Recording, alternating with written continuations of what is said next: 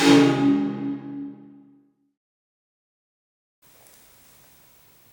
don't always do edge banding, but when I do, I prefer Fastcap. Hey guys, I want to talk about edge banding real quick, and one of the ways that I apply edge banding. Now, edge banding comes in different ways. This particular edge banding is unfinished maple and it's an iron-on, meaning that it has a heat-activated adhesive on the back of it. So I need something like an iron to apply it, or some guys can use a heat gun.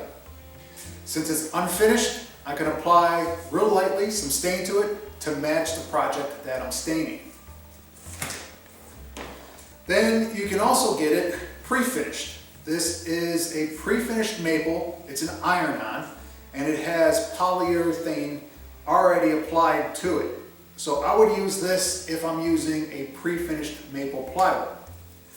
Now, since it has the polyurethane already on it, I want to protect this polyurethane from my heating source, which is why I tape a white cotton t-shirt onto my iron. I don't want that hot metal of the iron making contact with the polyurethane on the edge banding. It can destroy it. Now, sometimes you'll have edge banding that does not have a heat-activated adhesive on the back, just like this roll here. This is pre-finished maple. It's stained dark with polyurethane on it. And as you can see with this blue roll here, this ring, this type of roll was designed for one of those high-end edge banding machines, which feeds this roll through the machine, and then a glue gets applied to it, and then it gets applied to the board. So since this has no heat-activated adhesive on it, I need a way to apply this to my boards, which is where this comes into play. This is the Fastcap Speedtape. Basically, this is a double-sided tape on steroids. Super sticky, and this is what I use when I'm applying edge banding that does not have a heat-activated glue on it. Let me give you a little quick demonstration of using the Speedtape. First thing you want to do is just make sure that your surface is clean of any dust. And then you just apply the Speedtape to the edge of the board, real easy. I usually leave about 3/4 of an inch or so off the side. Then I take the flush cut trimmers and I cut the tape off. Then using the speed roller, I just get some pressure onto the roller to force that adhesiveness into the wood fibers.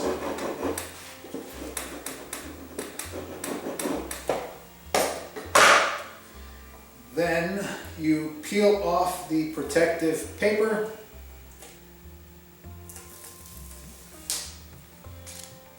And I've already cut off a couple pieces. You can see I go about 3/4 or an inch over the sides of the boards. And then I simply stick it onto the tape, trying to keep it center as you apply it. Then you go back to the speed roller to apply some pressure to get the edge banding to stick to the Speedtape. Now on the ends here, I put my finger underneath to support the edge banding. And the reason why I'm doing that, especially with this dark pre-finished edge banding, if I take my roller and I go over the edge and I bend that edge banding down, it's going to tear the wood fibers and it's going to mess up the finish over here, and I don't want that, obviously. I want to try to keep it nice and clean as possible. So what I'm going to do is just keep my finger underneath there to support it. Then go back to the flush cut, and it's designed with the flat back to go right up against the edge of the board. And when you make that cut, it gives you a nice flush cut, hence the name, flush cut. So that's nice and flush.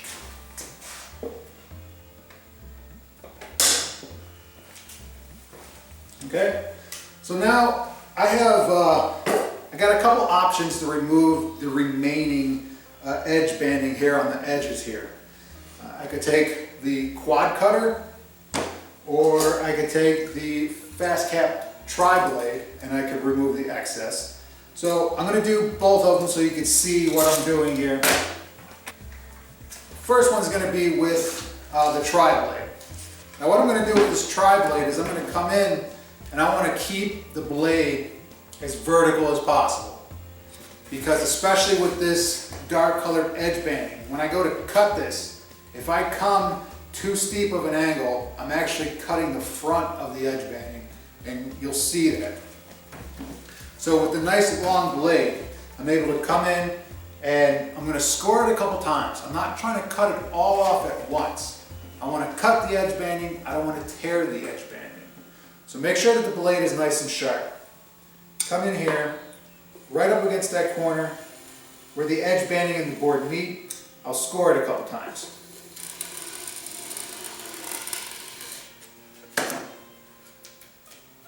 Okay, so I get rid of that extra stuff. Flip it over. I'll do the same on this side.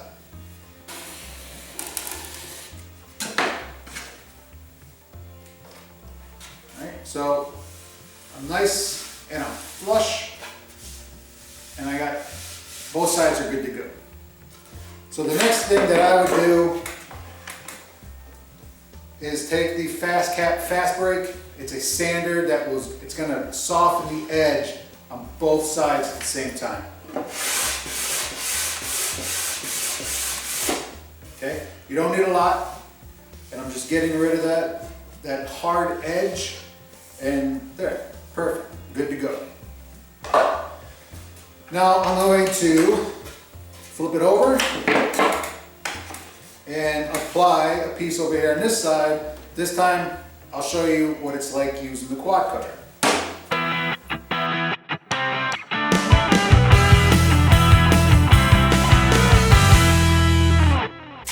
Now before I put this on, I want to show you something. You guys are going to want to keep an eye out for this. That's a splice. The roll that I have, it's about 550 feet long, so I'm not going to get a continuous, seamless roll. It's going to be a splice in it somewhere. I wouldn't use this if I was using it on a project. I would just cut it past the splice and then continue on. Alright, so apply it again here. There we go. Again, I put my finger over the edge to support that. Now on this side, I'm not going to put my finger over the edge. I'm going to let it roll over so you can see what kind of damage you can do if you don't support the edge of that. Okay, so that's the tear that you get if you don't put your finger underneath there and support it while you're rolling it. And since this is a dark stain, you obviously can see that. And it's just going to leave for an unsightly finish. Let me cut the excess off. Now this is the side that I just let the roller go over. So let's see what happens when I cut off the extra. Now here, I'll bring it to the camera and show you. Even though I cut it flush, it still ripped the fibers. So now I have that, that's going to be seen when if I was to use this for a cabinet, you would see that. And I would have to try to touch it up maybe with a stain stick or something, but just put your finger right there, support it, eliminate that problem. Okay, now we have the quad roll, or the quad trimmer. I could take it apart and I could do one side. If the wood, if it tears on you and your wood is a little harder, you might want to do one side at a time. But just to show you, I'm going to do both sides at the same time.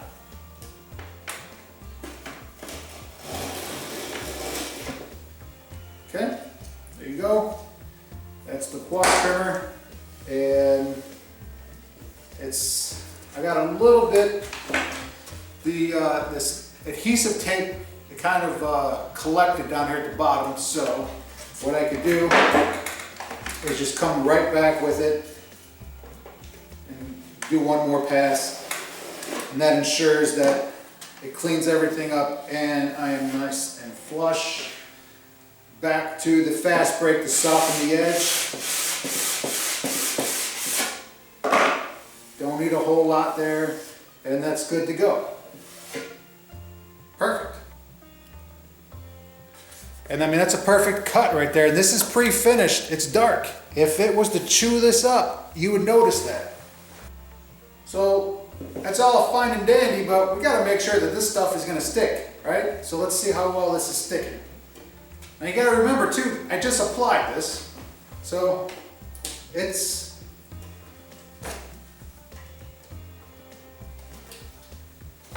on there good.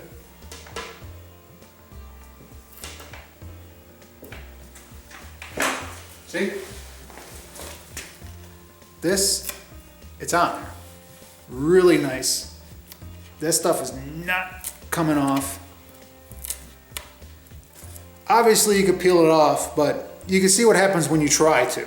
So this stuff sticks phenomenal. So just to go over the tools one last time, this Fastcap Speedtape, the flush cut trimmer, the tri-blade, quad trimmer, the fast brake, and the speed roll, all by Fastcap. Check them out, guys. Thanks for watching. Stay sticky, my friends.